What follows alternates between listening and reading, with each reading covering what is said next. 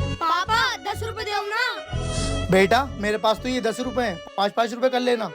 नहीं मैं लूंगा, नहीं मैं लूंगा, नहीं मैं लूंगा, नहीं मैं लूंगा। ये क्या किया तुमने? अपने मस्ती मजाक के चक्कर में नोट फाड़ दिया। जाओ उसे जोड़ कर लेकर आओ।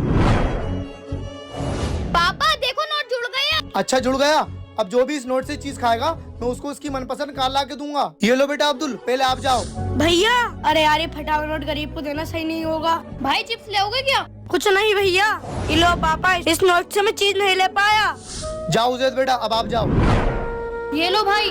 पापा देखो मैं 5 रुपए भी ले आया और 5 की चीज भी खाई आया। बेटा तू 5 रुपए की चीज भी खा आया और 5 रुपए वापस भी ले आया, लेकिन तूने एक बार भी उस गरीब के बारे में नहीं सोचा जिसका तू नुकसान कर कर आया है। क्या हुआ बेटा, आपके चिप्स नहीं बिके क्या? भैया सुबह से एक ही चिप्स दिखा था, वो लड़का ही फटा हुआ नोट दे गया। अरे बेटा वो लड़का तो मजाक कर रहा था, उसने आपके लिए 100 रुपए भेजे। पापा मुझे माफ कर दो, मैं आज के बाद ऐसा कभी नहीं करूँगा।